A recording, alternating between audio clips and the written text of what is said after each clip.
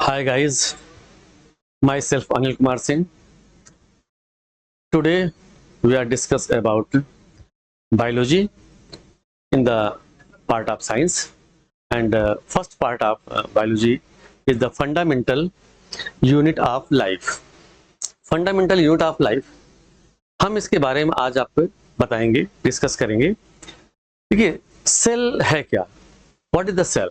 तो हम लोग सेल को बहुत डिफाइन कर सकते हैं कि cell is a structural and functional unit of life बोल सकते हैं, या यू कह सकते हैं cell is a building block of the living being. देखो, जैसे आप लोग जानते हो कि एक बिल्डिंग बनती है तो बिल्डिंग में ब्रिक्स का बहुत यूज होता है, एक एक ब्रिक जोड़ते चले जाते हैं और बिल्डिंग बनता चला जाता है। उसी तरह से हमारे बॉडी में भी सेल्स का रोल होता है, यानी फंडामेंटल यूनिट हमारा सेल्स होता है। ठीक है, हाँ, इसमें कंफ्यूज मत करना। जैसे आप लोग कुछ लोग सुनेंगे, अभी केमिस्ट्री में सुने थे कि भाई सबसे स्मॉलेस्ट यूनिट पार्टिकल्स हमारा एटम होता है। तो एटम होता है, लेकिन वो नॉन लिविंग बीइंग में है। लिविंग बीइंग में जो स्ट्रक्चर फॉर्म होता है, स्मॉलेस्ट जो पार्टिकल्स है या सेल कह लीजिए, वो सेल ही होता है। वहां पर एटम होते हैं, वो डिफरेंट चीजें हैं। ठीक है, तो हम लोग सेल के बारे में स्टडी करते हैं। देखिए, सेल माइक्रोस्कोपिक होते हैं जनरली। तो सेल को देखने के लिए हमें एक ऑपरेटर्स की जरूरत पड़ती है, जिसे हम लोग कहते हैं माइक्रोस्कोप। तो माइक्रोस्कोप में आप डायग्राम देख लीजिए यहाँ पर, कि यहाँ पर कुछ जहाँ से आप लोग देखते हैं, जैसे आई पीस, यहाँ से आप अपने आई को लगा करके यहाँ प्लेटफॉर्म पर इसमें स्लाइड रखते हैं और स्लाइड को देखते हैं। यहाँ लेंस लगे होते हैं, अलग अलग लेंस होते हैं पावर के। ठीक है, 10x होते हैं, 40x होते हैं, 100x होते हैं, तो अलग अलग पावर के लेंस होते हैं। और नीचे जो एक मिरर दिखता है, गोला सा मिरर होता है, जो लाइट को रिफ्लेक्ट करता है, स्टेज तक आते हैं। तो इसीलिए इसको लाइट माइक्रोस्कोपी कहते हैं। ठीक है, ये कोर्स एडजस्टमेंट होता है, फाइन एडजस्टमेंट होता है, जिसमें फोकस बनते हैं। तो ये है डायग्राम माइक्रोस्कोप में, जो नेकेड आई से हम लोग देख नहीं पाते हैं, उसको हम लोग माइक्रोस्कोप्स के हेल्प से देख पाते हैं। उस लिविंग सेल्स को या किसी अदर मटेरियल को हम लोग देख लेते हैं। जैसे आप देखना चाहते हो कि अगर अनियन पील, अगर एक्टिविटी आप करते हो तो अनियन पील देखना चाहते हैं, तो अनियन पील इस तरह से आपको दिखेगा माइक्रोस्कोप में। नेक्स्ट हम लोग बात कर लेते हैं कि सेल की डिस्कवरी कैसे हुई। तो आप जानते सब लोग कि cell discovered by Robert Hooke. Robert Hooke ने 1665 में इसे खोजा था, और इन्होंने एक कॉर्क सेल लिया था। कॉर्क क्या है? प्लांट का जो आउटर मोस्ट लेयर होते हैं, वो डेड सेल होते हैं, उसको उन्होंने माइक्रोस्कोप में लगा के देखा था। तो उन्हें कुछ कंपार्टमेंट दिखाई पड़े, लाइक दिस ऐसे कंपार्टमेंट दिखाई पड़े। ये कंपार्टमेंट को इन्होंने नाम दिया cellula. What is the name of this structure? Cellula. ये उनके वर्ड में था, बाद में इसी सेलुला को सेल बोला इन्होंने। ठीक है, तो सेल की डिस्कवरी रॉबर्ट हुक को जाती है। बाद में और साइंटिस्ट आए, जैसे एंटोनी वॉन लेवेनहॉक आए। तो लेवेनहॉक ने 1674 में इन्होंने माइक्रोस्कोप थोड़ा और इंप्रूव करके देखा, तो एक लिविंग सेल देखा इन्होंने। ये कहा जाता है कि सबसे पहले first of all living cell seen by Antonie van Leeuwenhoek. मतलब वो सेल क्या था वो बताए थे, नाम नहीं, वो टाइनी एनिमिक्यूल्स बोला था, लेकिन लोगों ने ये कहा कि हो सकता है कि ये प्रोटोजोन्स रहा हो या फिर बैक्टीरिया रहा हो। नेक्स्ट डिस्कवरी हुई है, यहाँ पर आप देखिए, रॉबर्ट ब्राउन के थ्रू 1831 में न्यूक्लियस की, यानी सेल का जो मेन पार्ट्स होता है, जो सेल को कंट्रोल करता है, उसे हम न्यूक्लियस कहते हैं, और उसका डिस्कवरी रॉबर्ट ब्राउन ने 1831 में किया था। फिर नेक्स्ट, सेल के अंदर जो लिविंग मटेरियल होते हैं उसको प्रोटोप्लाज्म कहा जाता है। प्रोटोप्लाज्म क्या है? लिविंग मटेरियल सेल के अंदर प्रेजेंट होते हैं, या protoplasm is a physical basis of life. तो प्रोटोप्लाज्म जो डिस्कवर किए थे, या प्रोटोप्लाज्म टर्म्स जो दिए थे, वो थे कौन? परकिंजे 1839 में। फिर हम लोग बात कर लेते हैं कि प्रोटोप्लाज्म के बाद यहां पर सेल थियरी की बात करते हैं। सेल थियरी देने वाले दो साइंटिस्ट हैं, वैसे एक बाद में भी ऐड आए हैं, 3 आए हैं। तो 2 साइंटिस्ट मेन थे, स्लाइडेन एंड स्वान, और तीसरे जो है आ गए विर्चो। ठीक है, तो स्लाइडेन और स्वान ने ये बताया था कि सेल, देखिए दोनों अलग अलग साइंटिस्ट हैं, अलग अलग उस पे फील्ड पर काम किए थे। एक बॉटनी पर काम किया था, एक एनिमल पे काम किया था, एक प्लांट पे किया था। तो इन्होंने इनका कंबाइंड एक थियरी बनी जिसको सेल थियरी नाम दिया गया, और इसमें इन्होंने कहा कि cell is the fundamental unit of life. दूसरे ने कहा मिलता जुलता ही कि all living being are made up of cells. तो ये दोनों का थियरी ये था।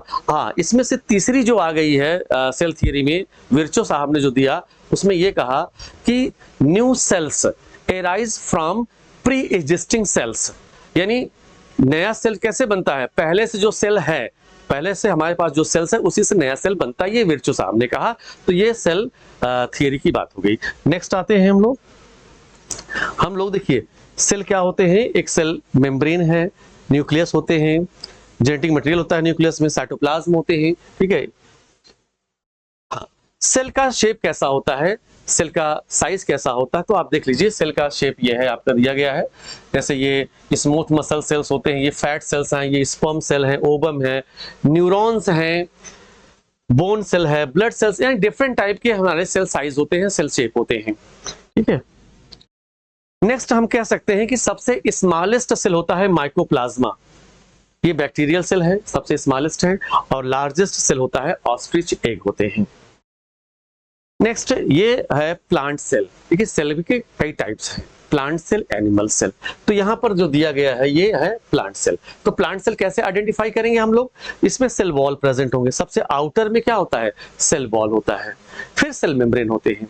इसके बाद यहाँ पर साइटोप्लाज्म में क्लोरोप्लास्ट प्रेजेंट होते हैं। यहाँ पर क्लोरोप्लास्ट होता है जो कि प्लांट सेल में ही मिलते हैं।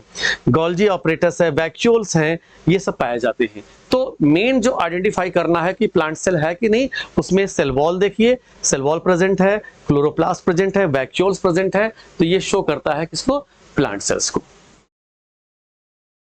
नेक्स्ट सेल के अंदर ये न्यूक्लियस का डायग्राम है। न्यूक्लियस में क्या होता है, न्यूक्लियर मेम्ब्रेन होते हैं बाहर, सबसे आउटर में डबल मेम्ब्रेन होता है, न्यूक्लियर मेम्ब्रेन होता है, अंदर जो फ्लूइड वाला पार्ट होता है न्यूक्लियोप्लाज्म कहते हैं, फिर एक और वहां पर सॉलिड स्ट्रक्चर दिखाई देता है उसको न्यूक्लियोलस कहते हैं, और फिर यहाँ क्रोमेटिन फाइबर्स होते हैं, इसे डीएनए कहते हैं। नेक्स्ट ये एनिमल सेल है जिसमें सेल वॉल प्रेजेंट नहीं होता, ओनली सेल मेम्ब्रेन होते हैं, साइटोप्लाज्म होता है, यहाँ पर न्यूक्लियस है, एंडोप्लाज्मिक रेटिकुलम है, गोल्जी बॉडीज हैं। हाँ, यहाँ एक नया चीज आपको मिलता है, सेंट्रियोल। यहाँ पर क्या होता है, सेंट्रियोल होते हैं, ये यहाँ दिया नहीं है, यहाँ पर सेंट्रियोल प्रेजेंट होते हैं। This cell organelles are not present in plant cells, plant cell में ये नहीं होता है, ठीक है। नेक्स्ट आए। हाँ, आगे आपने देखा है कि यहाँ पर जितने भी सेल ऑर्गेनल्स हैं, जैसे कौन कौन से सेल ऑर्गेनल्स होते हैं, एंडोप्लाज्मिक रेटिकुलम है, गोल्जी ऑपरेटस है, लाइसोसोम है, माइटोकॉन्ड्रिया है, प्लास्टिड है। तो हम इसके बारे में एक एक स्टडी करते हैं। अब ये है एनिमल सेल। एनिमल सेल में आप देखिए न्यूक्लियस प्रेजेंट है, न्यूक्लियोलस है, न्यूक्लियर मेम्ब्रेन है, लाइसोसोम है, यहाँ न्यूक्लियस के पास में रफ एंडोप्लाज्मिक रेटिकुलम है। रफ एंडोप्लाज्मिक रेटिकुलम का सेंस है कि जिसके सरफेस पर क्या प्रेजेंट हो, राइबोसोम्स प्रेजेंट हो, ठीक है। माइटोकॉन्ड्रिया है, यहाँ पर smooth endoplasmic, Golgi bodies, ribosomes, ये सभी प्रेजेंट होते हैं सेल ऑर्गेनल्स। और यहाँ पर सेंट्रियोल है जो हम बात करते हैं सेंट्रोसोम की, ये सिर्फ एनिमल सेल में मिलेगा आपको, प्लांट सेल में सेंट्रोसोम नहीं मिलता है, ठीक है। वैक्यूल्स भी आप यहाँ लार्ज वैक्यूल्स नहीं देखेंगे, स्मॉल टाइनी वैक्यूल्स प्रेजेंट होते हैं। This is the plant cells. अभी हमने इसके बताया कि सेल वॉल प्रेजेंट होते हैं, यहाँ पर क्लोरोप्लास्ट प्रेजेंट होता है, वैक्यूल्स प्रेजेंट होते हैं, ठीक है। तो ये आइडेंटिफाई कर सकते हो प्लांट सेल्स का। नेक्स्ट हम देखते हैं ये दिया है गोल्जी ऑपरेटस। तो गोल्जी ऑपरेटस को कैमिलियो गोल्जी ने डिस्कवर किया था, और ये ट्यूब लाइक स्ट्रक्चर है। ट्यूब लाइक स्ट्रक्चर को सिस्टर्नी कहते हैं, और ये ट्यूब लाइक स्ट्रक्चर बेंड हो जाते हैं, और बेंड होकर के क्या बन जाते हैं, वेसिकल्स बन जाते हैं। क्या बनते हैं, वेसिकल्स। और ये वेसिकल्स क्या करते हैं, ट्रांसपोर्टेशन में हेल्प करते हैं। जो भी एंजाइम है या जो भी बायोलॉजिकल एक्टिविटी होती रहती है, उनको मटेरियल्स को एक सेल ऑर्गेनल से दूसरे सेल ऑर्गेनल तक ट्रांसपोर्ट करने का ये हेल्प करता है। और गोल्जी बॉडीज क्या करता है, इस सेल डिवीजन में सेल मेम्ब्रेन को फॉर्मेशन में हेल्प करता है ये। और दूसरा बात है कि एक्रोसोम बनाने में, स्पर्म सेल में एक्रोसोम बनाने में भी हेल्प करता है ये गोल्जी बॉडीज। नेक्स्ट है लाइसोसोम। लाइसोसोम को हम लोग बोलते हैं suicidal bag of the cells. Suicidal bag of the cells बोला जाता है ये। रीजन क्या है, इसमें हाइड्रोलिटिक एंजाइम प्रेजेंट होते हैं और ये एंजाइम क्या करते हैं, किसी भी ऑर्गेनिक इनऑर्गेनिक सब्सटेंस को ये डिसॉल्व कर सकते हैं, डाइजेस्ट कर सकते हैं। तो जो भी मटेरियल होता है अनडाइजेस्टेड, वो मटेरियल को लाइसोसोम में दे दिया जाता है और ये डाइजेस्ट कर देते हैं lysosome. Next, mitochondria important cell organelles present होते हैं, डबल सेल मेम्ब्रेन होता है इसमें। और माइटोकॉन्ड्रिया जो होता है ये power house of the cell कहलाता है। रीजन क्या है, क्योंकि ये एटीपी का फॉर्मेशन करते हैं और एटीपी जो है एनर्जी का फॉर्मेशन करता है, एनर्जी प्रोड्यूस करता है। अच्छा, एक चीज और भी है इसमें, माइटोकॉन्ड्रिया को सेमी ऑटोनोमस सेल ऑर्गेनेल्स भी कहा जाता है। रीजन क्या है, इसमें डीएनए प्रेजेंट होते हैं, इसमें राइबोसोम प्रेजेंट होते हैं, इसका अपना आरएनए होता है। तो जिस सेल ऑर्गेनेल्स में डीएनए हो, आरएनए है, राइबोसोम है, ये अपना प्रोटीन बना सकता है, यानी इसे न्यूक्लियस से हेल्प लेने की जरूरत नहीं है, इसलिए सेमी ऑटोनोमस से बोला जाता है माइटोकॉन्ड्रिया को। तो अगर क्वेश्चन ही आता है कि name of the autosomal semi autosomal cell organelles, तो आप माइटोकॉन्ड्रिया का नाम दे सकते हैं। दूसरा एक होता है क्लोरोप्लास्ट, आगे हम बताएंगे उसको। नेक्स्ट है क्लोरोप्लास्ट, इसकी अभी बात कर रहे थे। इसमें भी डीएनए इसका अपना होता है, इसका अपना डीएनए है, इसका राइबोसोम है, इसमें आरएनए प्रेजेंट होते हैं। तो माइटोकॉन्ड्रिया की तरह ये भी अपना प्रोटीन बना सकता है, इसलिए ये भी क्या होगा, सेमी ऑटोनोमस सेल ऑर्गेनेल्स कहलाएंगे क्लोरोप्लास्ट। और chloroplast only present in green plants and blue green algae. Blue green algae में प्रेजेंट होगा और प्लांट सेल्स में पाए जाते हैं। और इसका काम क्या है, ये फोटोसिंथेसिस करने का काम करता है। बच्चों, फोटोसिंथेसिस क्या होता है, फोटोसिंथेसिस है एक प्रोसेस होता है जिसमें प्लांट क्या करते हैं, इन्वायरमेंट से CO2 लेते हैं, सॉइल से रूट के थ्रू वाटर मिनरल्स लेते हैं, और जो ग्रीन पार्ट्स होता है लीव्स, उसमें क्लोरोप्लास्ट है और क्लोरोप्लास्ट के अंदर पिगमेंट्स पाए जाते हैं जिसका नाम है क्लोरोफिल। तो क्लोरोफिल क्या करता है, सनलाइट को ट्रैप करता है और सोलर एनर्जी को वो केमिकल एनर्जी में कन्वर्ट करके रिएक्शन स्टार्ट करते हैं और ये मैन्युफैक्चर करते हैं, क्या, फूड मैन्युफैक्चर करते हैं। अगर आप एक सिंपल सा यहाँ पर फार्मूला देखें, इसमें कार्बन डाइऑक्साइड लेते हैं, H2O लिया जाता है और ये यहाँ पर सनलाइट रहती है, क्लोरोफिल जिसको हम लोग पिगमेंट कहते हैं, ये मिलता है तो यहाँ पर ग्लूकोज का फॉर्मेशन होता है। क्या बनता है, ग्लूकोज। और बाई प्रोडक्ट के रूप में ऑक्सीजन इवॉल्व होते हैं एनवायरनमेंट में, तो ऑक्सीजन यहाँ निकलता है, लेकिन मेन प्रोडक्ट क्या होता है, ग्लूकोज बनाना, और ये ऑक्सीजन एनवायरनमेंट में ये निकालते हैं। तो ये काम किसका होता है, क्लोरोप्लास्ट का काम होता है। ठीक है, नेक्स्ट आप देखिए, ये वैक्यूल्स है। अभी मैंने बताया कि वैक्यूल्स, जो लार्ज वैक्यूल्स होते हैं, ये प्रेजेंट होते हैं प्लांट सेल्स में। एनिमल सेल में टाइनी एनिमिक्यूल्स होते, टाइनी वैक्यूल्स होते हैं जो नेग्लिजिबल होते हैं। यहाँ पर इसके अंदर यहाँ पर भरा होता है, सेल सैप होते हैं, इसमें एक्सक्रीटरी मटेरियल होता है, इसमें पिगमेंट्स होते हैं, इसमें ग्लूकोज है, अदर ऑर्गेनिक सब्सटेंसेस यहाँ पर फिलअप होते हैं और सेल्स की टर्जिडिटी को ये मेंटेन करने का काम करता है। नेक्स्ट हम लोग एक टॉपिक इसमें लास्ट है सेल डिवीजन। हम लोग थोड़ा सा सेल डिवीजन की बात कर लेते हैं। सेल डिवीजन जो होता है, यहां पर क्या होता है कि जितने जो भी सेल्स हैं अपनी संख्या को बढ़ाना चाहते हैं, एक सेल से 2 सेल करना चाहते हैं, तो ये कैसे करेंगे, सेल डिवीजन के थ्रू करते हैं। जैसे हम मान लेते हैं कि एक सेल है, इसमें नंबर ऑफ क्रोमोसोम 2n है, हम मान लेते हैं क्रोमोसोम नंबर 2n है, 2n है, और ये सेल डिवाइड होता है। तो सेल डिवाइड होता है तो जो भी डॉटर सेल्स बनते हैं, इसमें भी 2n क्रोमोसोम नंबर ट्रांसफर होता है। तो ये जितना मदर सेल में है उतना ही डॉटर सेल में ट्रांसफर हो रहा है क्रोमोसोम नंबर। तो ये कह सकते हैं कि this type of division is known as equational division. इसे क्या बोल सकते हैं हम लोग, इक्वेशनल डिवीजन। और इसे आप माइटोसिस भी कह सकते हैं कि माइटोसिस में नंबर ऑफ क्रोमोसोम जो ट्रांसफर होते हैं वो सेम नंबर ऑफ ट्रांसफर होंगे। जैसे मान लेते हैं कि ह्यूमन बीइंग में 46 क्रोमोसोम है, और अगर माइटोसिस डिवीजन होता है तो जो भी सेल्स बनते हैं, एक बार में 2 ही सेल बनते हैं, तो इसमें भी 46 क्रोमोसोम ट्रांसफर होते हैं।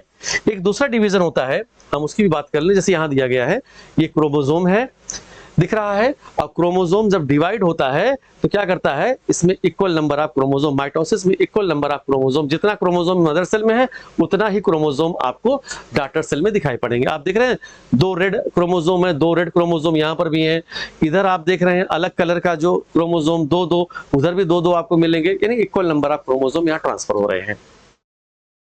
नेक्स्ट आप देखिए यहाँ पर, ये है मियोसिस। दूसरा डिवीजन जो होता है वो मियोसिस होता है, मियोसिस।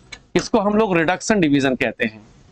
रिडक्शन डिवीजन इसलिए कहलाता है कि इसमें जो मदर सेल में जितने भी क्रोमोसोम है, सपोज दैट 2n क्रोमोसोम है, तो ये 2n chromosome half number of chromosome में चेंज हो जाते हैं, n एंड n में।